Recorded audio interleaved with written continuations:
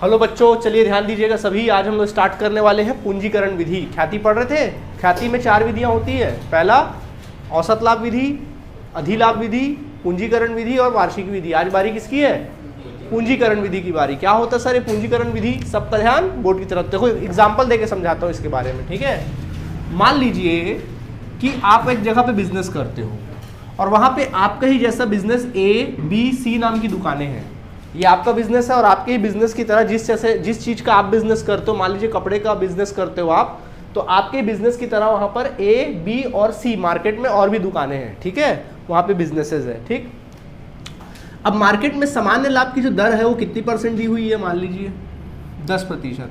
मतलब ये है मार्केट में अफवाह उड़ी हुई है कि कोई भी अगर इस प्रकार का व्यापार करता है तो जितना पूंजी लगाएगा, जितना पूंजी विनियोजित करेगा, उसका गिरी से गिरी हालत में 10% तो क्या कर लेगा?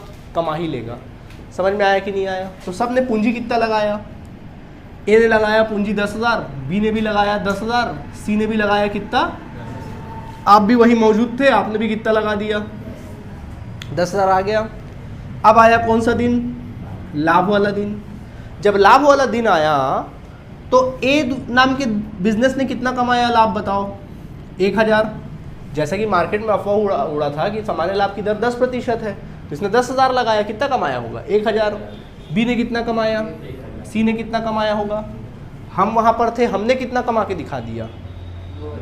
1500। बिल्कुल, हम वहीं पे रह के कितना कमा के दिखा डाले? और लोग देखो 10,000 लगाए, कितना कमा के दिखाए? 1,000। जितना लगाए थे उसका 10% कमाए। लेकिन हमने भी वहीं पे, हमको भी कायदे से कितना कमाना चाहिए था? 1, बट हम वहां पे रह के कितना कमा के दिखा दिए? कितना एक्स्ट्रा कमा के दिखा दिए? क्या है वो? अधिलाभ। लेकिन यहाँ बात हो रही पूंजीकरण विधि की, है ना। अब सोचो, घुमा के थोड़ा सोचो। अगर ए दुकान ये बोले कि भैया मेरे को भी आपके जितना प्रॉफिट कमाना है, मुझे भी 1500 कमाना है, मैं क्या करूं? तो आप उसको क्या सलाह दोगे? क्या सलाह दोगे भाई? अगर वो बोलता है कि भैया मेरे को भी 1500 प्रॉफिट कमाना है, मुझे 1,000 की जगह कितना प्रॉफिट कमाना है? 1500। वो बोलता है कि मुझे आपकी बरोबरी करनी है, तो हम क्या बोलेंगे? भैया देख, तेरे को 15,000 जब तू कैपिटल लगाएगा, जब 15,000 रुपये जब तू पूंजी लगाएगा, तब तू हमारे जितना प्रॉफिट कमाएगा। सही बात है कि नहीं है? क्योंकि भैया सामान्य लाभ की दर कितनी? 10%। जितना पूंजी लगाओगे उसका 10% कमाओगे। तो भाई आपकी कोई ख्याति तो है नहीं, तो साधारण आप कितना कमा रहे हो? जितना लगा रहे हो उसका 10% कमा रहे हो। और हमने कितना कमाया? 15,000 कमाया, 1500 कमाया। तो हमने 10,000 लगा कर कितना कमा के दिखा दिया? 1500। अगर बाकी लोगों को हमारी बरोबरी करनी है, हमारे जितना प्रॉफिट कमाना है, तो फिर उनको कितना लगाना पड़ेगा? 15,000 जब वो पूंजी लगाएंगे तब हमारे जितना क्या कमा पाएंगे? प्रॉफिट कमा पाएंगे। समझ आया कि नहीं आया? ठीक है। तो हम, इसका मतलब क्या हुआ? थोड़ा सोचो। जो और लोग 15,000 में करते हैं वो हमने कितने में करके दिखा दिया? 10,000 में। अगर देखा जाए तो बाजार के हिसाब से हमने अपनी पूंजी की वैल्यू कितनी कर दी? भले हम लगा रहे 10,000, बट बाजार के हिसाब से हमारी पूंजी की वैल्यू कितनी है?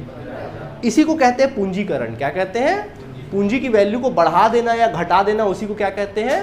पूंजीकरण कहते हैं। समझ में आया? तो बताइए, आपने एक्चुअल में लगना कितना चाहिए था आपको पैसा, लेकिन हमने लगाया कितना?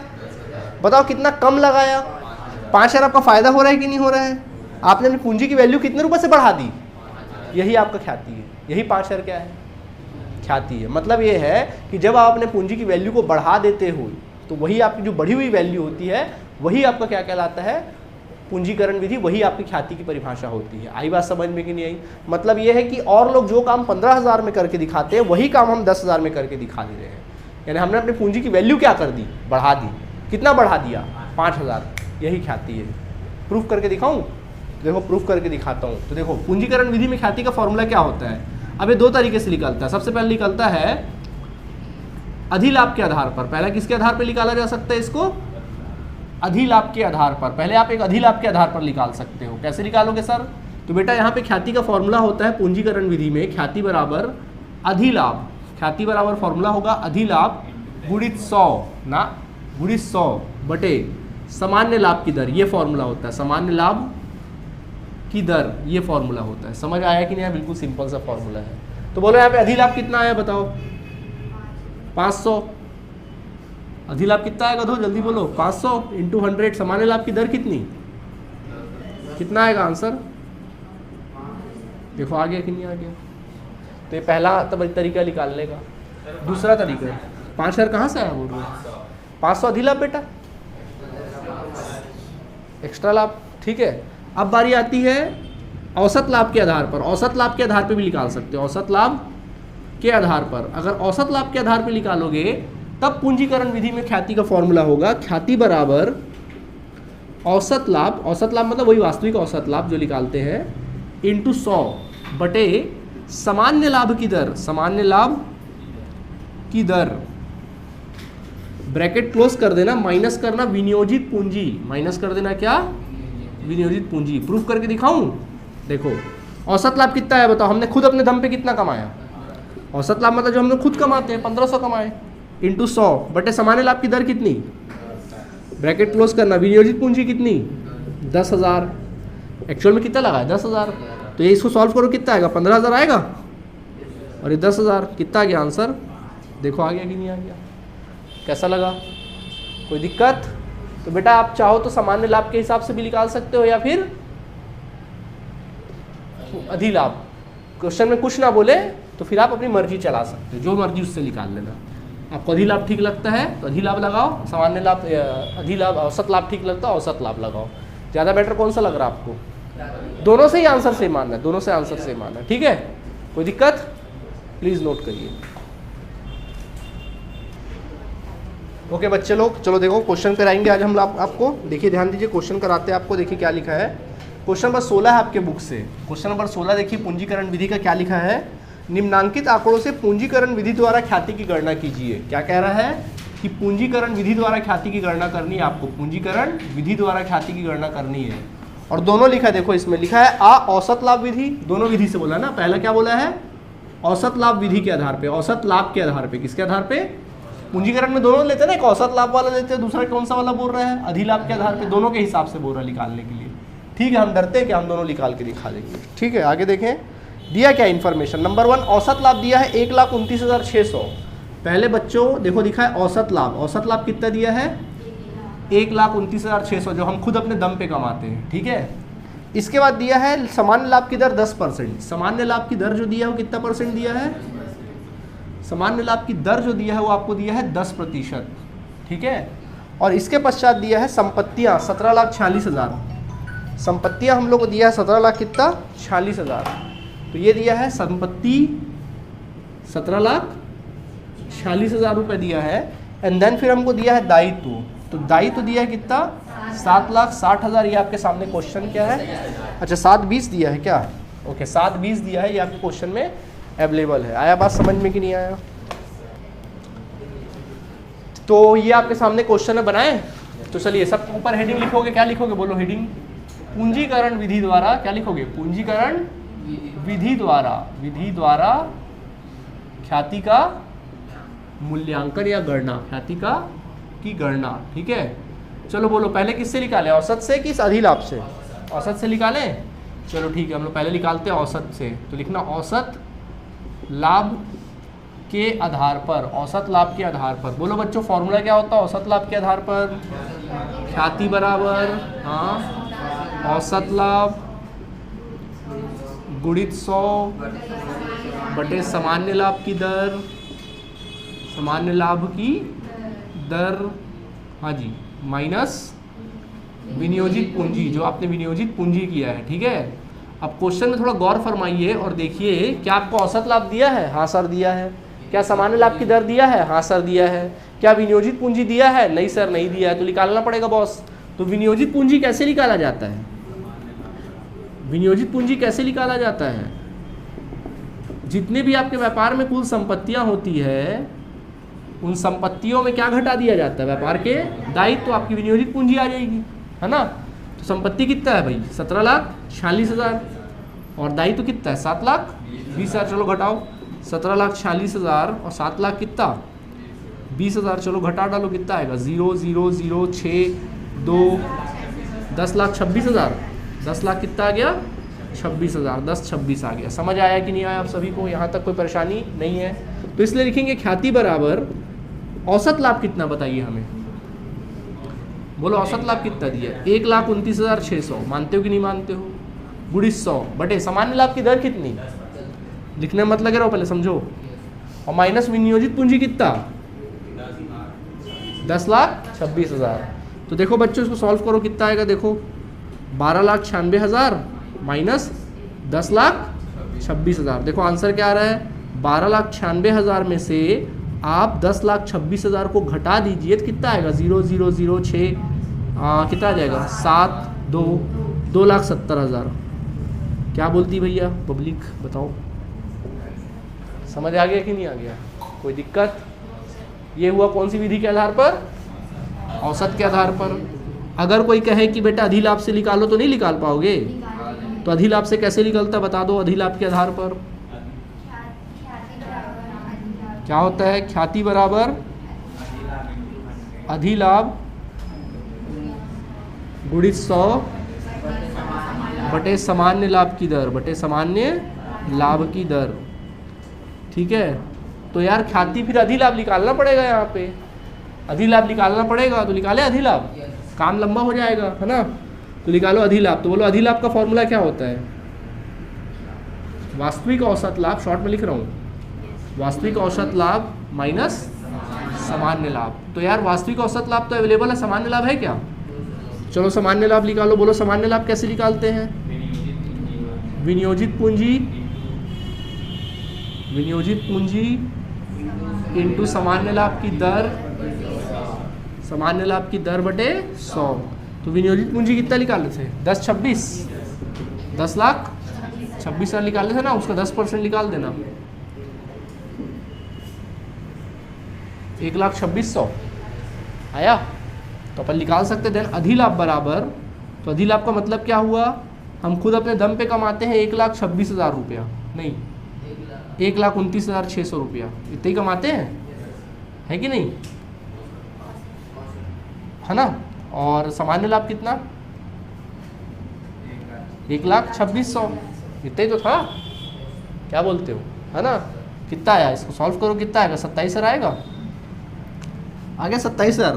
तो इसलिए ख्याति बराबर क्या होगा, ख्याति का फॉर्मूला बोलो, क्या था ख्याति का फॉर्मूला, ये देखो अधिलाभ, तो अधिलाभ आया कितना, 27,000 गुणित 100 बटे सामान्य लाभ की दर 10%, सॉल्व करो कितना आएगा, 2,70,000। क्या परेशानी है, नहीं आया समझ में, नहीं आया समझ में, मेहनत दोनों में बराबर, तो ज़्यादा मेहनत किस में लगा,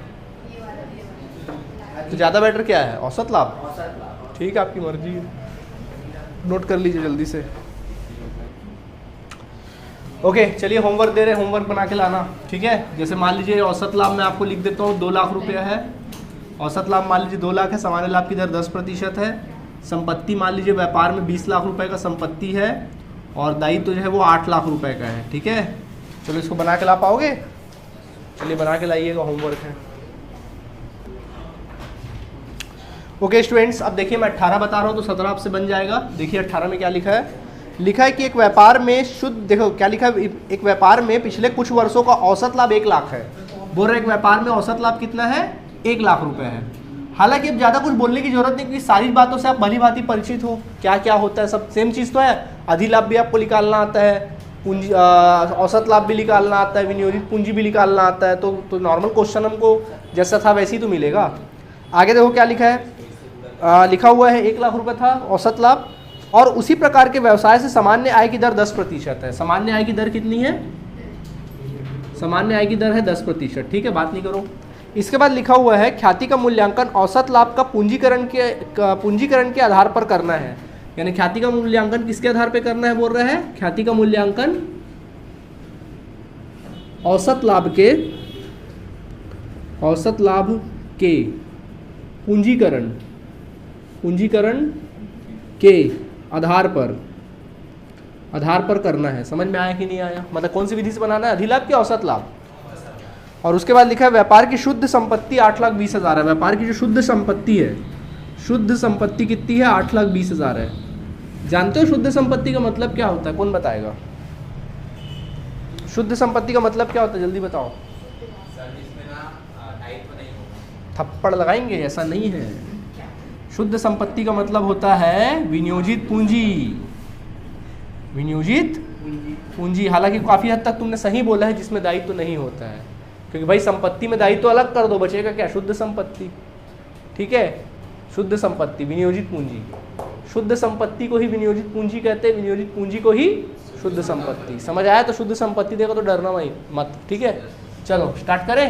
तो फॉर्मूला क्या होगा बोलो? पूंजीकरण विधि द्वारा ख्याति की गणना औसत लाभ के आधार पर। फॉर्मूला क्या होता है? जल्दी बोलो। ख्याति बराबर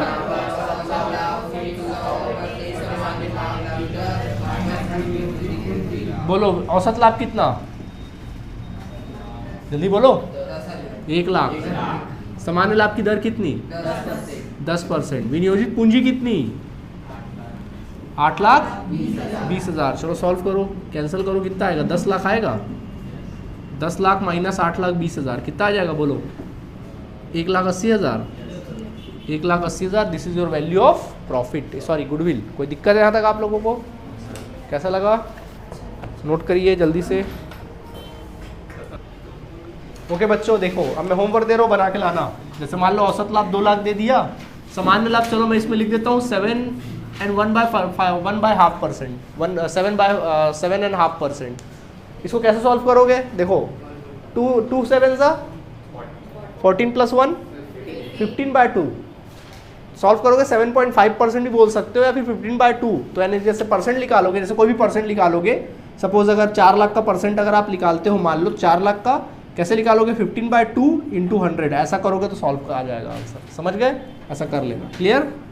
चलो देखो, और ये ख्याति का मूल्यांकन, चलो शुद्ध संपत्ति हम कर देते हैं 10 लाख रुपए। ठीक है, इसको बना लेना। 10 लाख रुपए शुद्ध संपत्ति रहेगा। ये होमवर्क रहेगा, नोट करिए जल्दी से, कमॉन। तो ये सुनो 1 मिनट।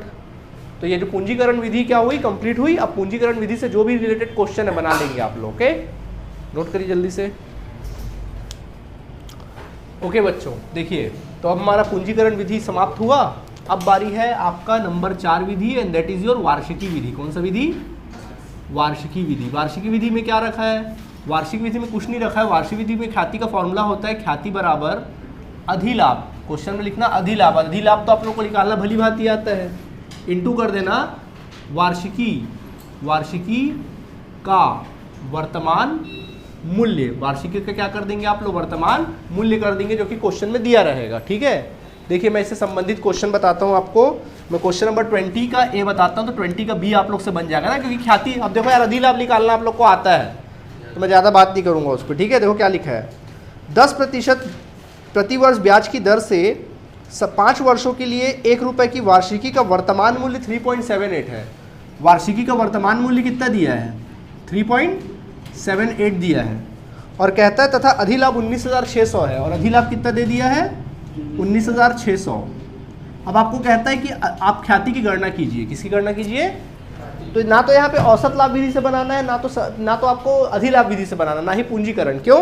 क्योंकि जब भी कभी क्वेश्चन में वर्तमान मूल्य दे, कभी भी याद रखना वर्तमान मूल्य, तो वर्तमान मूल्य जनरली पॉइंट में देगा, 2.3, 4.3 ऐसा समथिंग कुछ आपको देगा। तो इसी के आधार पे बनाना है। समझ जाना, वार्षिकी विधि है। ठीक है, तो वार्षिकी विधि का फॉर्मूला क्या होता है बोलो? अधिलाभ गुणित वार्षिकी का वर्तमान मूल्य। तो अधिलाभ कितना है बोलो? वर्तमान मूल्य कितना है? समझ आया कि नहीं आया? ठीक है, अच्छा वर्तमान मूल्य 3.78 है। ये 1 रुपये से ज़्यादा है कि कम है? ज़्यादा है। अगर ये 1 रुपये से कम होता, 1 रुपये से कम होता मतलब मान लीजिए यहाँ पे 0.7, अगर ये 0 पॉइंट के फॉर्म में होता, तो आप इसको ऐसा नहीं लिखते, बल्कि क्या लिखते? 1/0.78 ऐसा लिखते। हालांकि ऐसा सिचुएशन आपके पास आएगा ही नहीं, ऐसा सिचुएशन आएगा ही नहीं। समझ में आया? हमेशा वो 1 रुपये से ज़्यादा ही रहेगा। कितना है? 3.78। समझ आया? हाँ जी। नहीं, राउंड ऑफ नहीं करना है, आपको पॉइंट में ही लिखना है। जो दिया रहेगा वार्षिक मूल्य, जितना दिया रहेगा उतना ही आपको लिखना है। ऐसा होशियारी नहीं मारना वहाँ पे। ठीक है, चलो तो 19,600, देखो 19,600 इंटू 3.78 मल्टीप्लाई करें। देखो 80 8 0 0 8 0 0 8 छक्के 48 की 8 हासिल 4 8 8 9 72 72 प्लस 4 76 7 8 1 8 8 7 15 कट कर दो 7 0 0 7 6 42 42 की 2 हाथ में आई 4 है ना 7 9 63 63 और 4 67 और ये 6 हो गया और 7 एकम 7 7 6 13 फिर 2 कट लगा दो यहाँ पे बात ज़्यादा हो रहा है 3 0 0 3 0 0 3 छक्के 18 की 8 हाथ में 1 3 9 27 27 और 1 28 2 3 होगा 3 5 0 0 8 8, फिर बोलो कितना होगा, 20 हो जाएगा, 2 3 2 5 5 और 1 6 8 6 14 की 4 1, कितना आ गया, 7 आ गया। आया? बोलो पॉइंट कितने नंबर के आगे है? तो पीछे से 2 नंबर के आगे पॉइंट लगा दो। तो आंसर क्या आया बच्चों? 74,088 रुपीज़। ये तुम्हारा ख्याति का वैल्यू आ गया। क्या बोलते हो? समझ आया कि नहीं आया? ठीक है, आप कभी भी अधिलाभ से निकाल सकते हैं ना आंसर, प्लीज़ नोट करिए, उसके जस्ट बाद वाला होमवर्क रहेगा। ओके, अब बारी है क्वेश्चन नंबर 21 की। तो इस तरह से हमारा वार्षिकी विधि भी क्या हुआ, समाप्त हुआ। अब आप बोलोगे सर आपने तो सारे विधियां कंप्लीट कर दी, अब कौन सी विधि बची? अब 21 नंबर क्वेश्चन हम पढ़ा रहे हैं और क्वेश्चन को आप लोग लगा लीजिएगा IMP। देखिए 21 में क्या लिखा है। 21 में कहता है कि A और B क्रमशः 26,000 और 22,000 रुपये पूंजी के साथ साझेदार है। कह रहा है कि A और B दोनों साझेदार है और उनकी पूंजी कितनी है पता है? उनकी पूंजी दी हुई है 26,000 और कितनी, 22,000 रुपये। समझ आया कि नहीं आया? वे फर्म के लाभ में 1/4 हिस्से के साथ C को साझेदार के रूप में प्रवेश देते हैं। उन्होंने क्या किया, C को नए साझेदार के रूप में प्रवेश दिया। C को क्या किया, नए साझेदार के रूप में क्या किया, C को प्रवेश दिया। वो भी कितने भाग के लिए पता है? 1/4 भाग हेतु प्रवेश दिया साझेदारी फर्म में। समझ में आया? और कहता है कि C अपने हिस्से की पूंजी के लिए 26,000 रुपये लाता है और C की पूंजी कितना लेकर आता है? C अपने हिस्से का, C की पूंजी लेकर आता है 26,000 रुपये लेकर आता है। तो आपको कहता है कि C के प्रवेश पर ख्याति की गणना कीजिए। क्या कीजिए? ख्याति की गणना कीजिए। बोलोगे सर ये क्या तमाशा है?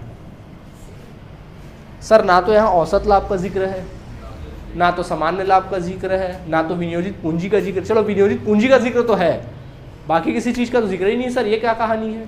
तो बेटा जब क्वेश्चन में आपको ना तो सामान्य लाभ दिया रहे, ना तो आपको अधिलाभ का कोई कहानी दिया रहे, ना औसत लाभ का कहानी दिया रहे, सिर्फ इस प्रकार का सिचुएशन दिया रहे, समझ जाओ यहाँ पे आपको गुप्त ख्याति निकालनी है, हिडन गुडविल निकालना है, गुप्त ख्याति निकालनी, छुपी हुई ख्याति निकालनी। क्या निकालनी है? छुपी हुई ख्याति निकालनी है। थोड़ा दिमाग लगाओ, देखो कैसे छुपी हुई ख्याति। देखो ख्याति आपकी छुपी हुई है कैसे, देखो सुनो। C आता है 1/4 भाग के लिए कितना पूंजी लाता है C? 26,000। तो 1/4 भाग, देखो कुल मिला कितने भाग है उस व्यापार में। देखो जब 1/4 भाग बोलते हैं ना, इसका मतलब क्या होता है? इसका मतलब ये होता है कि फर्म में कुल मिला के 4 भाग है। कितने भाग है? 4 भाग। और इस 4 भाग में A, B, C तीनों का हिस्सा है। और C कितने भाग के लिए पूंजी ला रहा है? पूरे भाग की नहीं ला रहा है। कितने भाग के लिए ला रहा है? केवल 4 में से एक हिस्से के लिए ला रहा है। 4 में से एक हिस्सा, मतलब इस हिस्से के लिए पूंजी कितना लाया? 26,000 लाया। सही बात है कि नहीं है? तो सोचो अब ये बचा हुआ हिस्सा किसका रहा होगा? A और B का। सोचो एक हिस्से के लिए, 4 में से एक हिस्से के लिए 26,000 ला रहा है। अगर वो ये बोलता कि मुझे पूरे व्यापार में अगर कब्जा करना है उसको, तो उसको 4 गुना पूंजी लानी पड़ेगी। अगर वो एक हिस्से के लिए 26,000 पूंजी लाता है, हम बोलेंगे भैया पूरे व्यापार के लिए, पूरे व्यापार की पूंजी कितनी रही होगी? तो 4 गुना रही होगी। सही बात है कि नहीं? एक हिस्से की पूंजी 26,000 है, तो 4 हिस्से की पूंजी कितनी रही होगी? पूरे 4 हिस्से की। तो मल्टीप्लाई कर दो, कितना आ जाएगा ये? 1 लाख कितना आ जाएगा? 4,000 रही होगी। तो कायदे से व्यापार की पूंजी कितनी है? 1,04,000। बट अब देखिए लगा कितना, एक्चुअल में लगा कितना है पूंजी? तो एक्चुअल में लगा कितना है? देखो A ने लगाया 26,000, B ने लगाया 22,000, जबकि C ने कितना लगाया? देखो 26,000। देखो तो कितना हो रहा है? बराबर होना चाहिए, इसी के बराबर आना चाहिए। देखते हैं 0 0 0, ये 14 आ रहा है, 1 6, अरे 74,000। भाई पूरे व्यापार की पूंजी कितनी है? 1,04,000। तो कायदे से तीनों साझेदारों का जब पूंजी जोड़ा जाए तो वहाँ पे 1,04,000 आना चाहिए, परंतु आया कितना? 74,000। फिर देखो यहाँ पूंजीकरण वाली बात आ गई, क्योंकि देखो पूंजीकरण वाली बात हो गई कि नहीं हो गई? मतलब हमारे पूंजी की वैल्यू कितनी है? 1 लाख, लेकिन आप काम कितने में कर रहे हो? कितना एक्स्ट्रा? यही गुडविल है, यही ख्याति है। जो पूंजी और एक्चुअल पूंजी कितना लग रहा है? 74,000। और पूंजी की एक प्रकार से मार्केट वैल्यू कितनी है? 1,04,000। तो कितना एक्स्ट्रा है बताओ? मतलब जो और लोग 1,04,000 में करते होंगे वो काम आप कितने में कर रहे हो? 74,000 में, कम में कर रहे हो। अच्छी बात है, सही बात है कि नहीं है? जो डिफरेंस आया वो क्या है? ख्याति है। इसको बोलते हैं छिपी हुई ख्याति। मतलब क्या करो, अब देखो ना, कॉमन सेंस की बात है। सी क्या बोलेगा? मेरे को बेवकूफ़ बना रहे हो तुम लोग यार, 26,000 को पूंजी मंगा रहे हो। पूरे फर्म का पूंजी कितना होता है? 1 लाख। तो 1,04,000 हिस्सा होता है कायदे से, लेकिन एक्चुअल में लग कितना रहा है? 74,000। डिफरेंस जो है वही ख्याति है। समझ आया कि नहीं आया? जो जब कभी भी ऐसा है तो इसी तरीके से बनाना है। समझ में आया? इसको बोलते हैं हिडन गुडविल, यानी कि छिपी हुई ख्याति। तो इसको सॉल्व कैसे करेंगे सर? बिल्कुल सिंपल है, ऐसे सॉल्व करना। देखिए सबसे पहले लिखना, ऊपर हेडिंग लिखना ख्याति की गणना, ऊपर हेडिंग लिखना गुप्त ख्याति की गणना, और यहाँ पे लिखिएगा आप लोग, यहाँ पे लिखना गुप्त ख्याति की गणना करेंगे आप लोग, और 2 मिनट लिखेंगे आप लोग। तो गुप्त ख्याति की गणना करेंगे हम, तो क्या होगा फॉर्मूला इसका? तो देखो इसका फॉर्मूला कुछ नहीं होगा, आपको सिंपल सॉल्व करना है इसको। क्या लिखना? सी के हिस्से की पूंजी लिखना, सी के 1/4 भाग की पूंजी। बताओ सी के 1/4 भाग की पूंजी कितनी बताओ यहाँ पे? 26,000। तो इसलिए लिखेंगे, इसलिए संपूर्ण फर्म की पूंजी बराबर कितनी रही होगी? 26,000। देखो 26,000 पूरे 1/4 भाग की पूंजी, तो पूरे फर्म की पूंजी निकालने तो डिवाइड कर देना उतने भाग को, मल्टीप्लाई करो कितना आएगा? 26,000 इंटू कितना? 4। सॉल्व करो कितना? 1,04,000। ठीक है, तो अपन लिख सकते हैं देन ख्याति बराबर, अब ख्याति निकालना तो क्या लिखोगे? ख्याति लिखोगे फर्म की पूंजी माइनस कर देना वास्तविक पूंजी, जो एक्चुअल में लगा है पूंजी, वास्तविक पूंजी।